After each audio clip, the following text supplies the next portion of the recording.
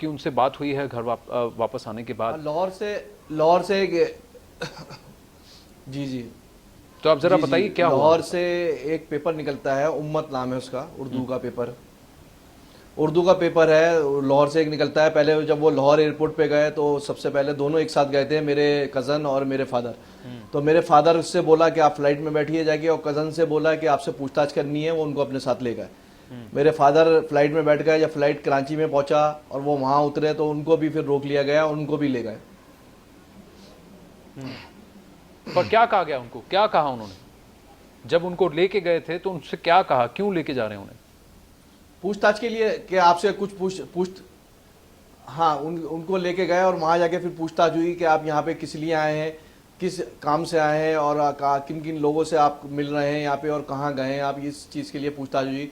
और दिल्ली में आप क्या करते हैं, कहाँ रहते हैं आप, और वहाँ दरगाह के बारे में पूछा गया है, यहाँ कितने लोग आते हैं यहाँ पे डेली, ये बात उनसे हुई।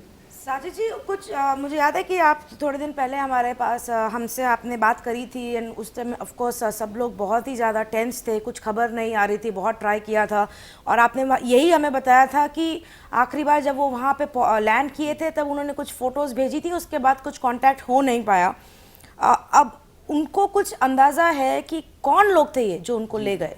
क्योंकि कुछ हमने शाम को और जो पाकिस्तान की तरफ से लोग आए थे उनसे बात करी, तो वो ये कह रहे थे कि शायद ये बाहर के लोग हो सकते हैं, ये गवर्नमेंट के लोग नहीं थे, या उनकी किसी एजेंसी के, गवर्नमेंट एजेंसी के लोग नहीं थे। क्या उनको बताया कि कौन ले गया उनको, वो लोग कौन थे? इस बार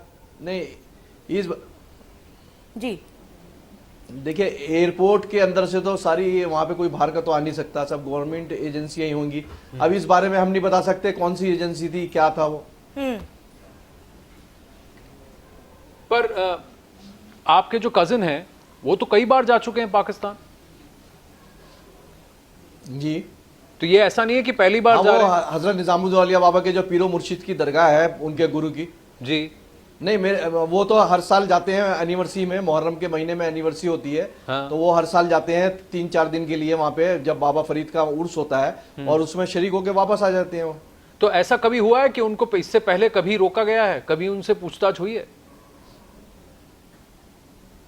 नहीं नहीं नहीं नहीं, उनके साथ भी फर्स्ट टाइम हुआ है। और आपके वालिद जो हैं वो पहली बार जा रहे हैं 15-20 साल में? मेरे फादर जो है वो 26 ईयर के बाद गए हैं, 26 साल बाद। 26 साल बाद, और उनकी उम्र करीबन 80 साल की है।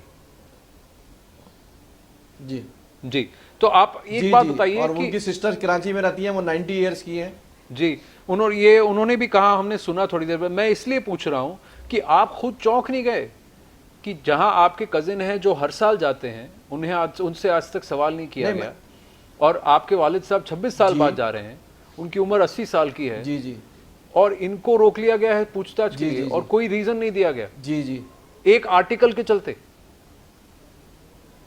असल में मैं इस मारे नहीं गया कि यहाँ पे भी एक आदमी चाहिए घर पे सारी जिम्मेदारियां संभालने के लिए, और दरगाह शरीफ में भी चाहिए यहाँ पे, और जहाँ और भी काम है दसियों, तो घर में बड़ा होने की वजह से इसलिए मैं नहीं जा पाया, क्योंकि फादर के साथ फैमिली में मैं ही रहता हूँ उनके साथ यहाँ पे, और दूसरे भाई जो हैं वो अलग फैमिली है, अलग घर है उनके।